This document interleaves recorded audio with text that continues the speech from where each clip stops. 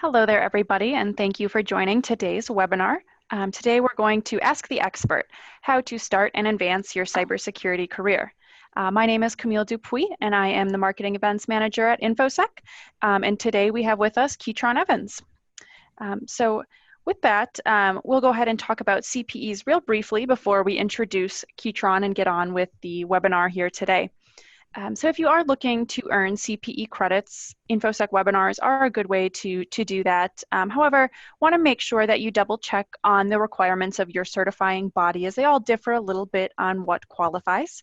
But after the presentation today, you will receive the link as well as a resource to an article that will show you what the requirements are, as well as a certificate to request of completion to send to your certifying body.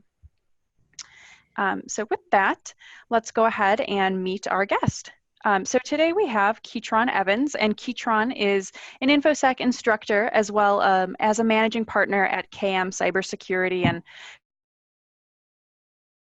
great to have you with us, Keatron. You know, you've done a couple webinars with us before, and always a fantastic guest for us. So thanks for joining. And as I said, my name is Camille Dupuis, and I'll be the moderator today. So I'm going to go ahead and kind of, as we go here, turn it over to Keatron, but first want to let everyone know that this is, of course, going to be a very interactive webinar. This is a time for everyone to ask questions, you know, anything related to advancing your cybersecurity career or questions you kind of have getting into the industry, you know, anything from specific to broad. We'll get to as many of those questions as we can today. So Keatron, I'm going to kind of turn it over to you and see if you would share, you know, some of your background, some of how you got started in the industry, perhaps education, experience, certification, some stuff kind of in that realm.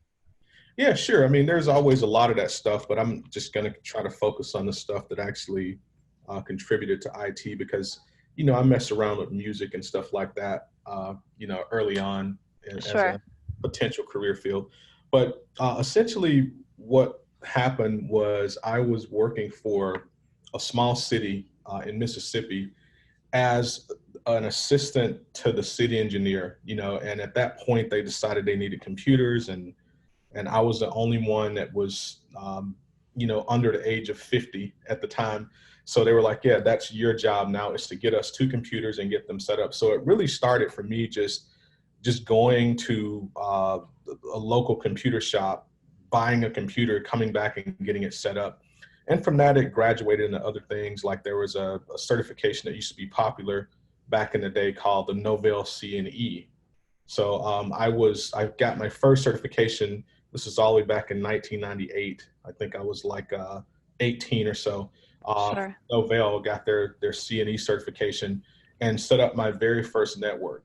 And from that, you know, a year later, everybody was like, oh, well, Novell's going away. Now you have to learn Microsoft. So I went the MCSE route just to learn how to do what it is I was supposed to be doing.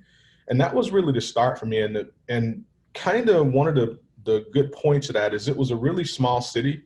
So, and I also learned too that like my foray into cybersecurity or, you know, IT security was when I was working for a small company as well. So for those of you that are looking to try to go land that first cyber job in a big company, you might want to reconsider that some, because there's advantages also to like doing it with a small company, because they're more apt to, you can get approvals for training and stuff like that a lot easier if the Right. small company is going to pay for it, because you might be the person that's responsible for everything. And I think that was what happened to me. I was in charge of everything computers and eventually everything computers, including security. So it allowed me to be able to get that training and get into certifications and stuff when certifications was really brand new. Like it was really no one in the game but Microsoft and Novell. So that's how I started. Got tired of that job. I figured I could do more. So I moved to Chicago, interviewed at a few places and, you know, got a job right away doing just basic break fix, replace hard drives, that type thing. And the company I was working for didn't have anybody but me. It was a pretty engineering firm of about 20 people. And they had me doing most of their computer stuff, they called it back then. And what ended up happening is I was like, okay, well, I'm tired of this, so I want to do something that is a little more exciting to me. So I still have an Excel sheet that I created. This is like in 2000, where I kind of listed out certifications and things that I wanted to learn. And this was all based on just what I knew about the industry so far. CISSP, CEH was brand new. It had just come out. And that was really my connection with Infosec at that point, because at that time there was really like two places doing the training. And I met Jack and took the class from him. And shortly after, I taught a few classes, and he's like, yeah, you're teaching from now on. I'm not doing it because I don't get evals as good as yours. So it doesn't make sense for me to do it. And that's kind of how I started with that side of it. But Sure. the certifications definitely open the doors to meeting people, to get other opportunities. You know, I tell people sometimes you can take a 5-day certification class, and out of that 5 days, you only learn maybe one thing that's valuable to you, but sometimes that one thing is really, really valuable. Like it really takes you to that next level. So that's kind of how I got started with it. It wasn't a, you know, I didn't go to a big fancy university, like went to, you know, small Mississippi universities. Okay. It was no Harvard, you know, MIT, none of that kind of stuff. And I just kind of kept digging, you know, to just do better and do better and do better, to get to that next step. And that kind of, one of the things that I wanted to point out too, because this is a question that I know is going to come up, is people will, you know, go get certifications, get degrees, and say, yeah, I've got these degrees, I got these certs, and I've interviewed at 10 places and I didn't get the job. So you guys are saying that there's all these jobs in IT security and cybersecurity, you know, why am I getting passed over? And what I would say to that is, first of all, you know, you need to get out of the mindset that because you have a cert and because you have a degree, you're absolutely going to get that job that you're applying for. You have to actually be good at it. Like you have to put the work in to make yourself good at what you're doing. Just having the paper doesn't really guarantee you the job. Now, there are some jobs where they'll hire people just because of the cert, because they need that butt in the seat with that cert, some compliance criteria or something like that. But the jobs that a lot of people are going for, where you're actually doing hands-on pen testing and hands-on threat hunting and stuff like that, you actually have to be good at it. Because just like you're applying for it with all your certs, you're in a line of other people with certs applying for it. And even though there's lots of jobs out there, we're going to pick the people that can actually demonstrate that they have the skills better. So getting the certs, you know, what I'm saying is, don't count on getting the job because you have the certs, but you can almost count on not getting a job if you don't have the certs. So kind of like one of those things, you have to do it, but you have to do that plus actually put the time in to become good at what it is you're trying to do.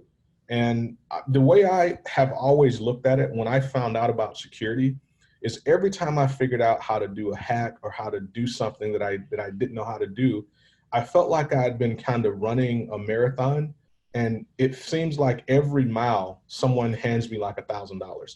So imagine how hard it is to run a marathon, but imagine how much easier it'd be if every mile someone just handed you $1,000 cash. I think I'd turn into a runner pretty quickly. Exactly. You push yourself to that point. And that's exactly, I kind of get that same feeling. Every time I figure out something that I didn't know how to do security related, I feel as if someone just handed me $1,000.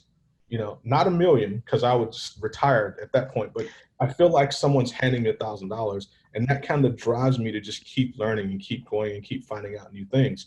And what I would say to people is, if you're in this industry and you don't get that feeling when you figure out something, or when you solve a puzzle, or when you commit that first hack, then, you know, reconsider. Maybe this is not the thing that you should be doing if you don't enjoy what you're doing to the point that you get that kind of euphoric feeling when you jump that plateau and move on to a level that you weren't at before. Right. Well, that's a fantastic analogy, Keatron. I really like that, you know, just and seeing this is an industry that doesn't stop changing, right? So you have unlimited potential to keep running that marathon and keep earning those $1,000, right? Because there's going to be something new that someone needs to figure out every day. So really, really great analogy there. So let's kind of move on. Thanks for the kind of the background. So the guests here kind of know who they are privileged to speak with today. For the guests that just joined, please use the Q&A panel to start submitting questions. We're going to now move on to questions that were submitted through the registration process. And I see from the attendee list, I think there's some of the folks live on here that submitted some questions. So we picked some out that people pre-submitted for the webinar, and then we're going to save time at the end as well to answer questions here in the live session. So starting out from this question from Michelle T. And Keatron, this is kind of pertinent because you said that you actually went into, thinking about other careers. So Michelle said, what is your advice for someone going from a teaching career into a new or second career in various cybersecurity roles? She has a bachelor's and a master's degree, but they are in music and Italian language. Would she have to go back to school, or would she just work on certifications? Well, I would probably advise initially working on certifications to get yourself in the door of somewhere that will then pay for whatever else you need to get.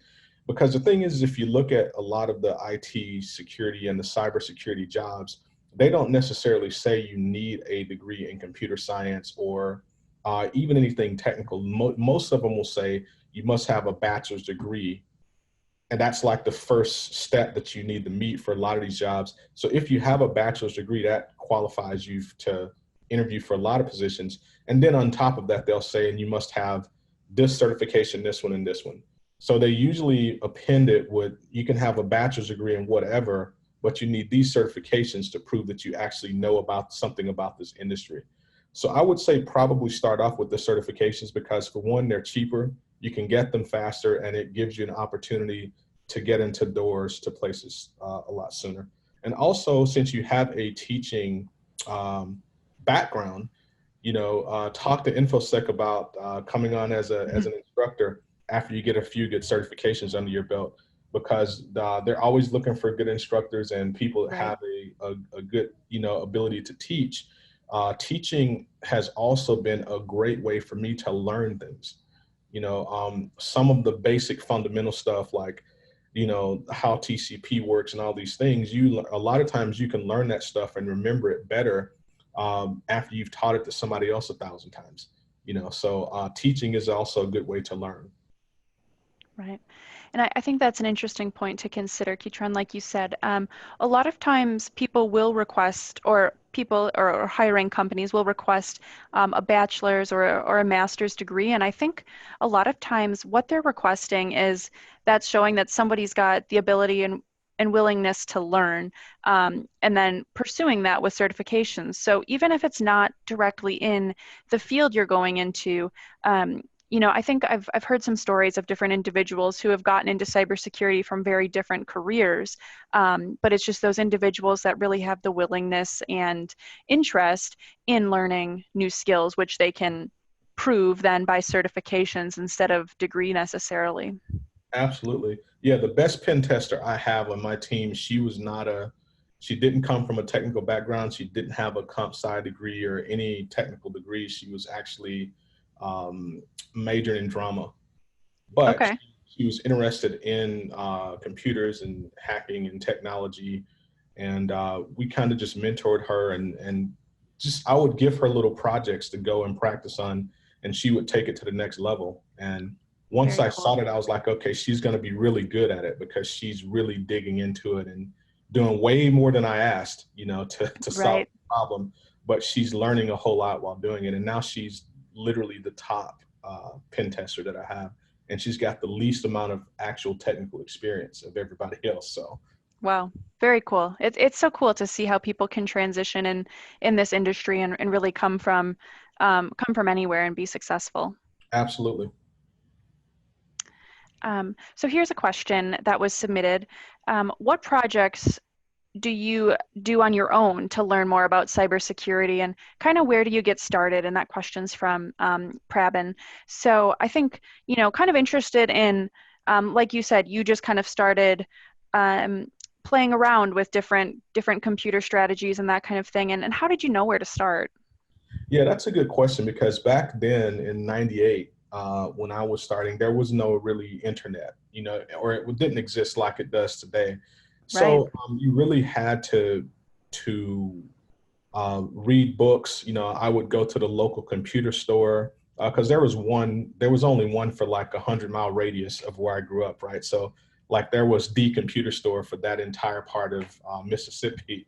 So Hmm. I would go there, and when you would go to buy things, like I'd go buy cables and new network cards and different pieces. And while you're in there, you have conversations with the people that work there, because Hmm. at that point in time, the culture was different. Than the computer store was where you went is like your hub. That was kind of like your internet to get information about technical things, because those people had access. They were trying to sell stuff. They knew what was coming out in the near future. So I actually got into networking and stuff like that just by hanging out there. But now I would say definitely join some groups on LinkedIn, like jump into some of the cybersecurity groups, and they're all rated, so you can find the ones that are really good. Um, Right. from that point, definitely just start doing some hands-on projects. Like get on there to see what people are doing, but you're gonna have to actually get some hands-on stuff yourself. So I would recommend downloading a few VMs like Kali, because we all use that in the industry on some level. Download Metasploitable so that you can start practicing how to exploit things. And there's a lot of other careers in cybersecurity other than pen testing, other than hacking. But I still think it's one of the best places to start practicing, because it builds so many different types of skill sets other than just pen testing. I mean, you're going to get very solid with Linux. You're going to get solid with some scripting. You're going to get solid with just how operating systems and how networks work. It requires you to kind of get a good mastery of all those things. So I still think that just diving into looking at like Security Plus, even if you don't take a class, just look at the syllabus and just go learn those things, practice those things. Same thing with CEH. Go look at the syllabus and then learn those things, and then to maybe take a class after that, after you've studied it enough on your own to justify spending that money. Right. And now, follow up to that, a question that kind of came through was, these are two big certs in the security world, and someone was wondering what the difference kind of is between pen testing and ethical hacking. Yeah, so it's really not that much of a difference. Really, pen testing is a form of ethical hacking, right? Okay. So pen testing is generally a professional service that we provide to customers, and it is a form of ethical hacking that we get paid for. Now, Sure. you see different definitions of it in the industry. Some people say, well, if I hack into chase.com or bankofamerica.com, but I don't take anything, and I just do that to show them where their vulnerabilities are, that's ethical hacking. But you Right. have to be careful with that, because maybe your intent is to be ethical, but still you just broke the law, and you still could go to jail for doing that without a signed contract. Right. So I think the definition is kind of gray there, but generally speaking, I would say that pen testing is just a form of ethical hacking that's been morphed into a professional service that we sign contracts and get paid for. Sure.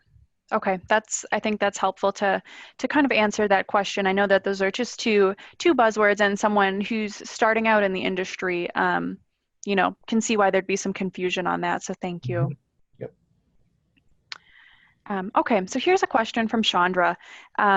She says she's already completed digital forensics and computer security course, and she has the room and a variety of equipment at home where she likes to test scenarios without destroying the network she actually uses for work. So this is kind of going back to the different ways to practice, I think. She knows there are online games, hacking challenges, etc., but she'd like to have a system and a network where she can have a bit more control and access. Yeah. Um, Yeah, I think that's a good question too. And part of I think what she's getting at there is she wants to be able to build the network, because you actually learn a lot building, your practice area. But Chandra, what I would strongly recommend to that is kind of give all that equipment a break.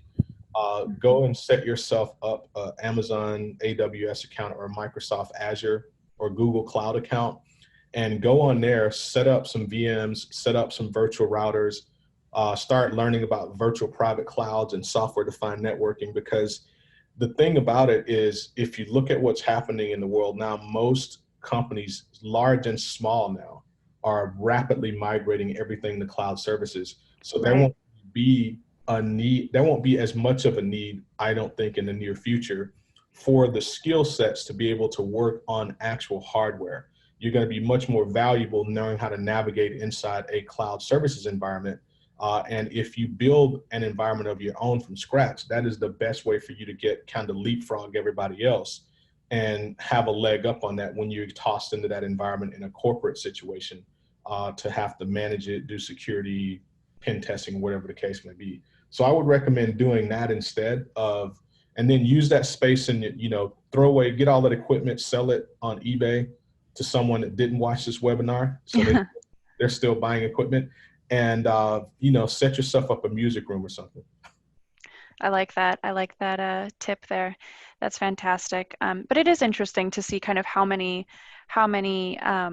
companies and things are transitioning to the cloud. And as we said, you just got to keep up with the industry to stay in the industry. So good recommendation on what's coming up. And I think that's important that people continue to watch for the future. Some certifications unfortunately might not be valuable in a few years. So definitely keeping up to speed is important with that. Mm-hmm. Yep. Perfect. Well, we've got a couple more submitted questions before we move on to questions from attendees. So want to remind everyone to start submitting those. Feel free in the Q&A panel. But let's move on to the next question here.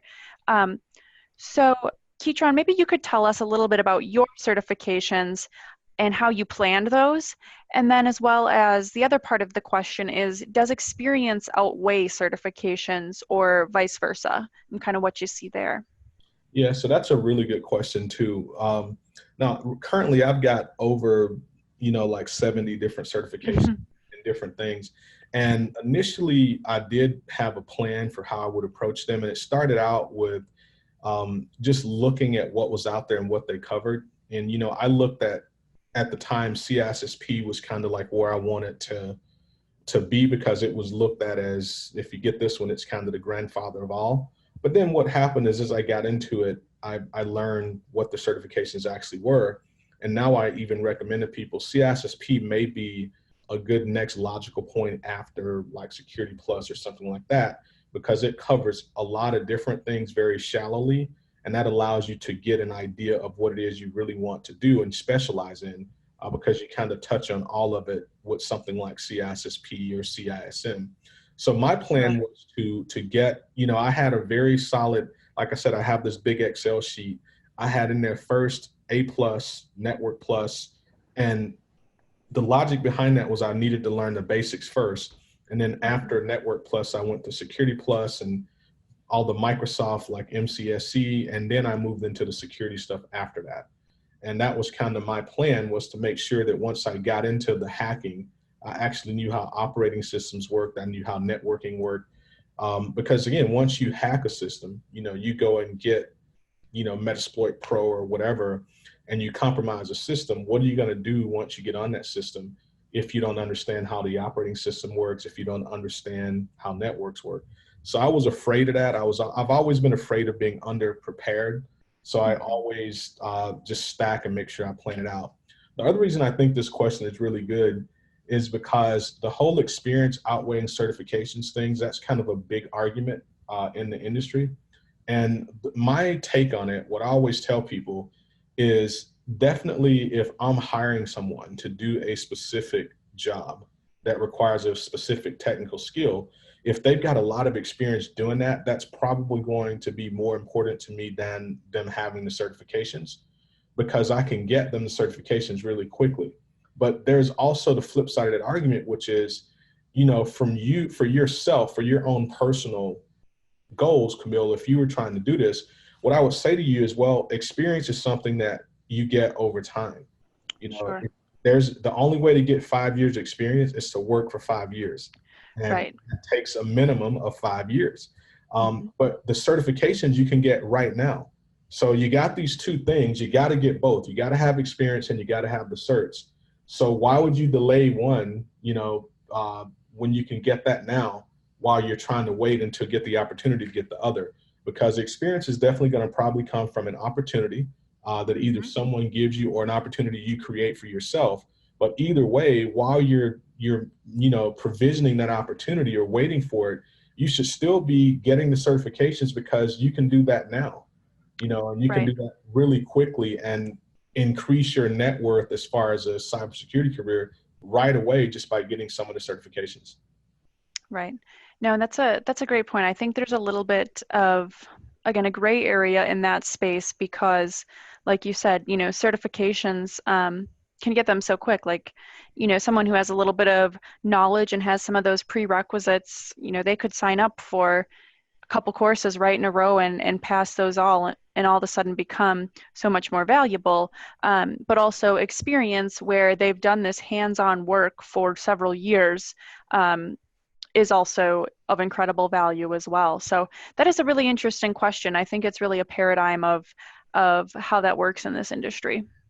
Yeah, it's definitely important, because I can remember, when I was going through my Microsoft stuff, there was a service that Microsoft introduced, I think with Windows 2000, when they went to Windows 2000 MCSE, and it was something called Volume Shadow Copy Service. And what that means is anything on your system, if you right click it and turn on something called versioning, what it does is if you were to delete a Word document, for example, and modify it, well, every time you make a change, Windows creates the previous version of that document.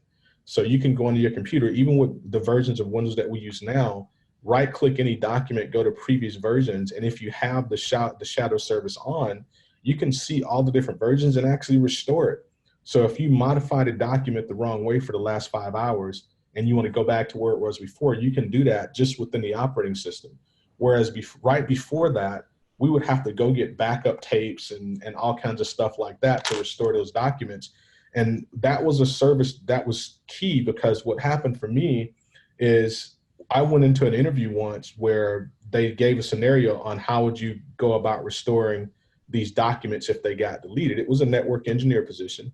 And the person that everybody else that interviewed is what the manager told me, was that they said, yeah, you would, go into your backups and restore it from backup and do this, and that. And I said, well, I would just, make sure Volume Shadow Copy Service is on, and then I would just restore the previous version. And they were like, well, what's a Volume Shadow Copy Service? And I was like, well, that came out. So it led to a whole 20-minute conversation of me explaining to them what that was and showing them. And the only reason I knew it is because a month before I went and did the latest MCSE certification, and that was one of the new things that they added. So it was a situation where I clearly got the job. There were people more experienced than me and had definitely more hands-on experience, but they didn't know that thing. And I knew that one thing because I was up on my certifications. So I think it works both ways, and you really just want to try to have both. One that you have control over that you can fix right now is a certification. The experience one you have less control over. You just have to wait and get that. Right. Fantastic. Good answer. Okay, so here's one more submitted question before we move on to the live questions. So this person is currently working on the CompTIA Network Plus and the IBM Cloud Application Developer certifications at school. Should they be looking for a network analyst or cloud technician jobs first, then transfer to a cybersecurity field? Or should they start pursuing entry-level cybersecurity certifications such as Security Plus and then look for a job in cybersecurity? So this is, again, kind of the interesting certifications versus experience question. So really interested in what you think about this. Yeah, I mean, I would probably lean more towards getting a cybersecurity certification first, and then trying to get an entry-level job in cybersecurity somewhere. And then you can still backfill the network skills and the cloud skills on your own, or maybe as part of that job,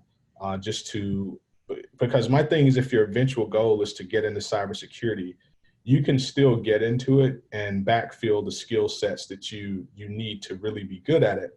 And I'm a proponent, like every webinar I've done, I've said, to me, the best path is you master networking and master operating systems and all these other things first, and then you move into cybersecurity. But you can definitely do the opposite. You can, get into cybersecurity in a very entry-level fashion and then backfill, learn those other things. So I would say if you're really trying to make the jump now, look at Security Plus, make some connections, see if you can get an entry-level job, and then move into cybersecurity and backfill on the other stuff. And keep in mind, there are other cybersecurity roles too that don't even require so much of the networking and things like that, because there's a lot of management jobs. There's a lot of jobs that aren't really technical at all, compliance-based jobs where you just have to make sure organizations are compliant. So I think a lot of that question, Yara, depends on what it is you're trying to do in cybersecurity. Are you trying to do a technical career, or are you trying to just be in cybersecurity, period? If it's just trying to be in a period, then I would say jump in and give yourself some time to explore. And that's another thing too. I want to tell people, don't be afraid to start a career or start a path in cybersecurity and realize it's not for you and say, I don't like doing this. I want to do something else in cybersecurity. Absolutely don't be afraid of doing that, because that's where you're really going to excel, is when you start doing stuff that you want to do. For sure. And I think that's an interesting point with doing stuff that you want to do. This industry has so many different portions of it. Like you said, there's auditors, there's engineers, there's something that I think is an interesting job is people that develop security content for training, like some people on our team, and develop different security education. I think is an interesting job that some people can go into if they don't necessarily like all of the hands-on, but they have the experience and knowledge on how to develop this material to teach to others. I think that can be an interesting path to go down as well. And there's just so many different roles that need to be filled. I mean, if you go on any job website right now and kind of just keyword cybersecurity, which I did that the other day, just kind of working on a different project, looking at different roles that were available all across the country. There is so many different titles and so many different roles, that are options. Yep, absolutely. Very cool. All right, well, now let's move on. Some questions are coming through the Q&A panel here, and keep submitting those to all the attendees that are on with us today. So first question is from Will, and he kind of said, what is the difference of CISSP and another certification? Which certification is more valuable for people who kind of want to have a fast track? And that kind of touches on the question just previous. So what are your thoughts there? I mean, I think if you're trying to fast track yourself into cyber, you have your usual suspects: CISSP, Security Plus, Network Plus, CEH. Those ones are kind of the ones that, if you look at cyber jobs, I mean, I would bet you that it would be nearly impossible to do a search on Monster or Career Builder for a cybersecurity position and not see at least one of those three certifications requirement. So I think getting those three, or getting one of those three, would be like your quickest way to at least get the attention of some people recruiting for cyber positions. But again, the key there is, make sure that you have an idea of what it is you want to do before you even embark on that mission, because that's going to dictate several things. One, what you want to end up doing is going to dictate the order at which you get those certs in. And then secondly, what you want to end up doing is going to dictate which certs you get after those three primary certs. So I would say have an idea of what it is you want to end up doing before you try to fast track into cyber. Know what you want to do after you get in, and then fast track in. Right. Okay, very cool. Well, Will, thanks for the question. I hope that helped a little bit. Another question that kind of came through is this person is trying to transition into cybersecurity from their current career working in the public school system. So they recently got a Security Plus certification and a Bachelor of Science degree in cybersecurity, but they don't have any professional or paid experience. So they've searched and found hundreds of cyber jobs in the metropolitan areas, but the entry level or tier 1 jobs generally require 3 years of experience from what this person has found. So he's being told that he doesn't have enough experience. how can he overcome this and convince employers that he can do the job, he or she, I'm not sure. Yeah, I would definitely say, with that question, you probably want to make sure that, you again have an idea of what it is you want to be doing. And when you go on these interviews and you run into that whole thing of experience over certifications, I think you kind of have to ask, well, why did they even call you in for the interview if they really, there had to be a reason that you even got called in for the interview. So there may be some other things that's going on that's dealing with it a little bit, that's Right. making you not as attractive. Maybe look at the skill sets that you have. And then also one way to overcome that is you might have to do like some volunteer work and things of that nature, like go to your local nonprofit organization, one of your nonprofits, and just volunteer to do a pen test or a security audit or some security consulting thing for them, on the house, kind of just so that you can have it on your resume that you've done these things and you've actually got a client that someone can call and reference and say that you've actually done these things. That Right. to me is one way to kind of get past that experience challenge, because that is definitely a challenge that I even see it myself with employers. And I've even advised employers to kind of, take a look at least behind the curtain sometimes. Even if the person doesn't have the experience, take a look at it, because again, I got my best pen tester. Like now she's my best pen tester and she didn't have any of the experience that was required, but because of how she approached the interview, I kind of decided to take a shot, and it was definitely worth it. Right. So, but for you guys trying to get these jobs, definitely just continue to get the certs, because again, the whole thing, if you run into employers that clearly value experience, there is no magic thing that you can do to get around that. You just have to keep interviewing until you get somewhere where that's not the case. But the main thing is, while you're doing that, while you're, preparing for those interviews, keep preparing for search, keep learning. Because again, to me, like when that opportunity comes, you better be able to hit the ground running. And the only way you're going to do that is to keep learning as if you already know you're going to get the job. So keep preparing for the job that you want to do. And that will set you up for when that luck happens, or when preparation and opportunity finally meets, you'll be prepared to take advantage of that opportunity. I think some people get frustrated with that conundrum and they stop preparing. So at that point, they are not even prepared to take advantage of the opportunity when it does present itself. Or worse, they're not even aware that the opportunity is there because they unplugged from cyber to where they're not familiar with what's going on now. So I think you just have to really just stay at it. But in the meantime, don't waste your time. Keep preparing, keep getting the skills, so that when you do see somebody that will take a chance, because me, for example, the thing that I look at the most is I always give technical interviews. So I will give you a laptop with the Kali CD and say, do these things.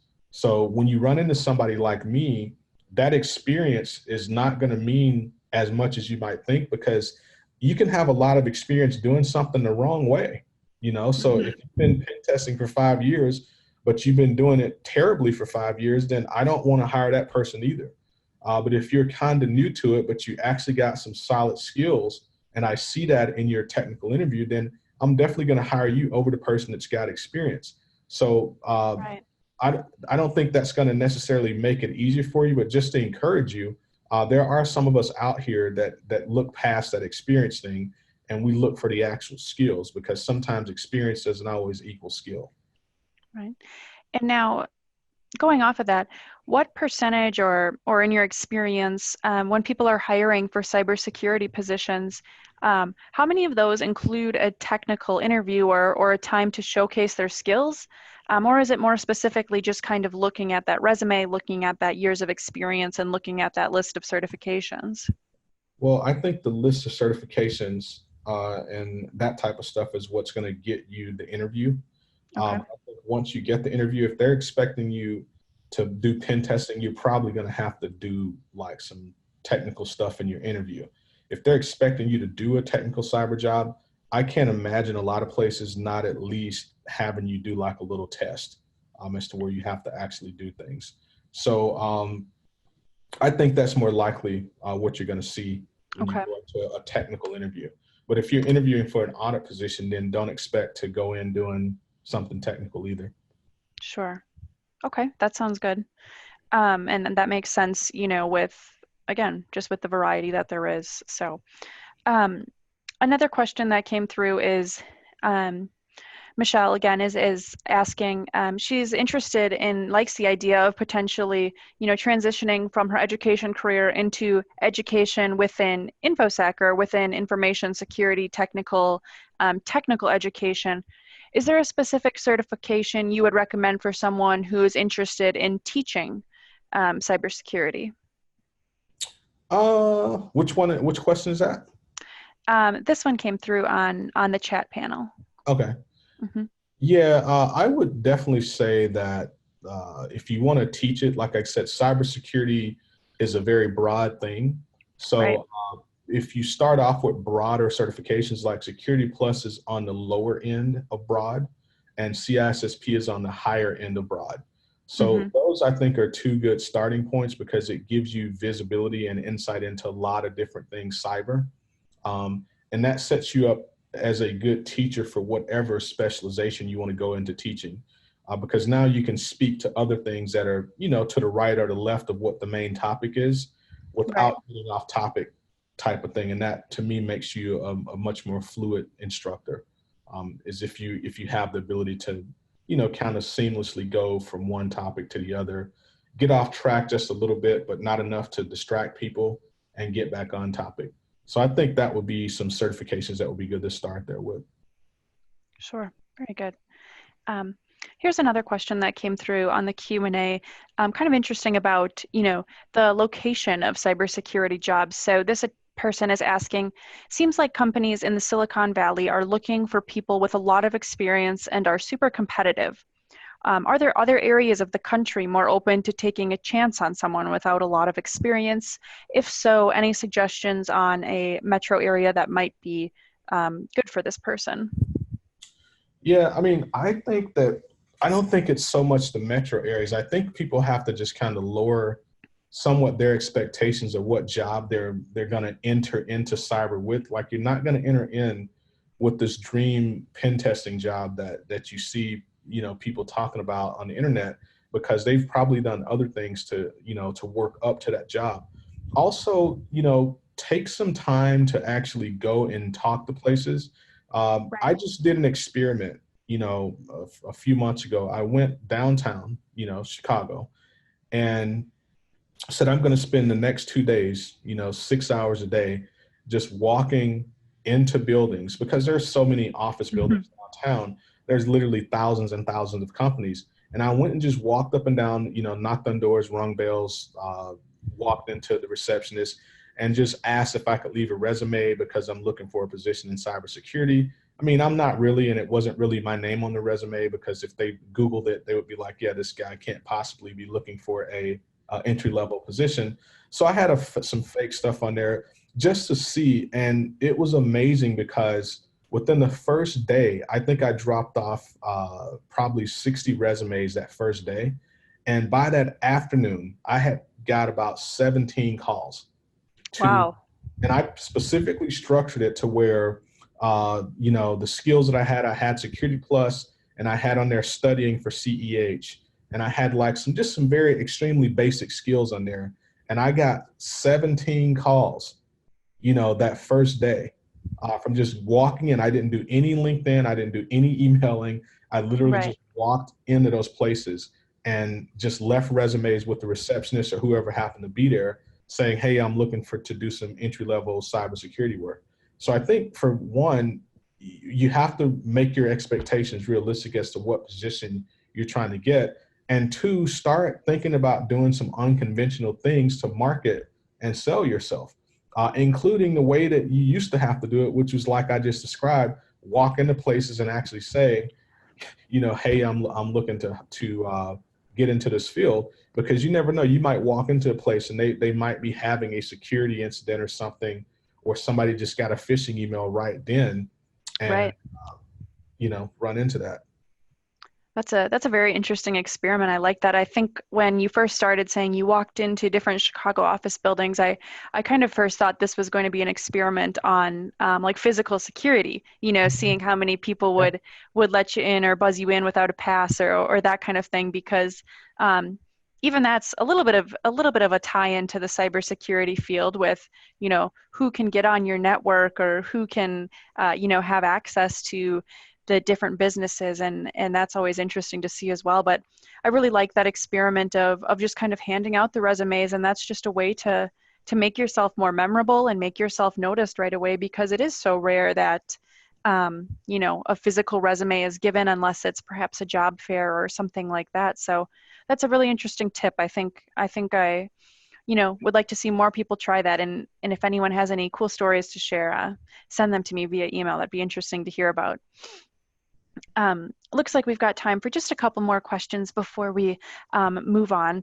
Um, so another question is, InfoSec and cybersecurity are such broad terms, and I'm specifically interested in digital forensics. Any suggestions for certifications that support a forensics path more than security and other preventative measures?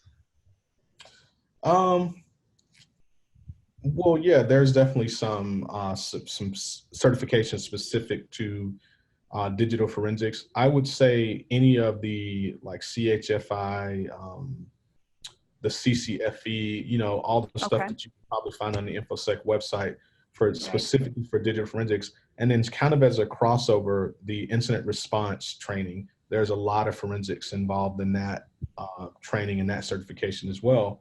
Because when you do technical incident response, a big part of it is actually doing some variations of forensics, whether it be network, host, memory, whatever the case may be. So I think driving towards those certifications, CHFI, CCFE, and then some of the incident response certifications would probably be where you would start if you're trying to do that type of thing.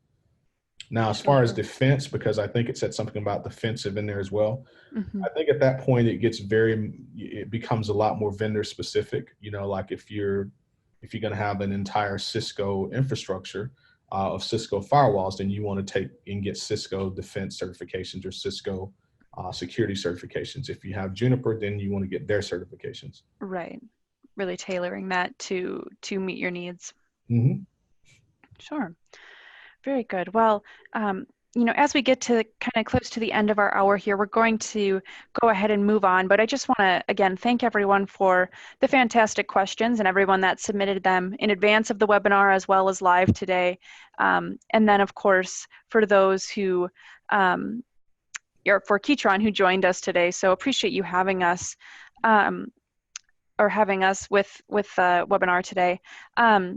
So I wanted to go ahead and move on to just some information real quick on Infosec Skills, which is our new platform that is different for testing all sorts of cybersecurity skills, and not only testing, but learning as well. So kind of what you can do with this platform, and I don't know, Keatron, if you've gotten to play around on here much yet, but really neat. There's VMs on there, there's practice exams for different certifications, so really helpful for people who are not sure what they want to get into. Great site to just kind of go into a few different areas and experiment a little bit with different practice exams, excuse me,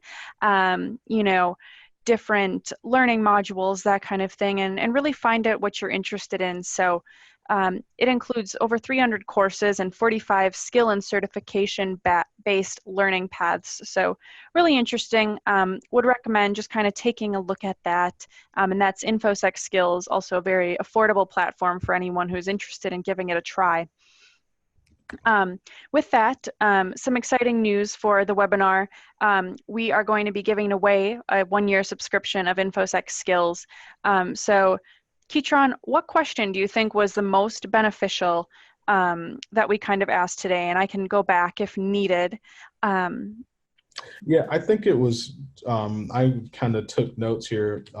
Great. Probably Chandra's question about, how to set up something to practice and how to go about doing that, because I think that question allowed us to answer a lot of questions. as far as, you know, where to practice and how to practice safely. And I think it will save a lot of people from going on eBay, buying a whole lot of equipment that they're not going to need. Right. So I think that was probably the best question, my favorite question. All right. Well, Chandra, congratulations. We're going to go ahead and contact you after the webinar today to get you enrolled in that and go ahead and start practicing. So you're welcome. I see you say thank you in the panelists there. No problem. Expect an email from me later this afternoon. With that, it actually looks like we've got a couple more minutes left. Keatron, would you mind sharing just a little bit about what you currently do? And so you told us about kind of how you started in the industry. And I think this might relate to the one last question here, which is, how do you start your own cyber consulting business? So I think that kind of ties in with how you've progressed throughout your career. Yeah, I think that that's a good question. And honestly, for me, like the thing that I think was most valuable is, first of all, you need to become really good at doing cyber consulting. You know, like there's a whole lot of business concepts, but that stuff is not going to help you if you're not good at it, you know? Right. So you have to become really good at what you're doing if you're going to do cyber consulting. And the best advice I would give is, number one, focus on something, like find a specialization in cyber consulting and focus on that and become very, very good at that. And then if you see opportunity to grow other areas, do that. Because I started specifically doing pen testing as my cyber practice, and that grew into a whole lot of other different things that we do now. But I was careful not to branch into other areas until we really had a lock on pen testing and then forensics and then incident response. And now threat hunting has become like the fastest growing business area for us. We get a lot of RFPs for that. So I think that doing it that way. And the other thing is, make sure you see a lawyer, an accountant, and an insurance person. Like, see those three people first when you do your business, because a lot of your questions will be answered just from talking to those three people. Sure. Fantastic. Well, again, Keatron, thanks so much for joining us. Your insight is just always so valuable and helpful for those, you know, both already in the industry as well as those who are just starting out and kind of looking for a pathway. So definitely appreciate you joining us. With that, it looks like we're coming close to the end of our time here. So we will wrap up, and I hope everyone has a fantastic day. All right. Thank you.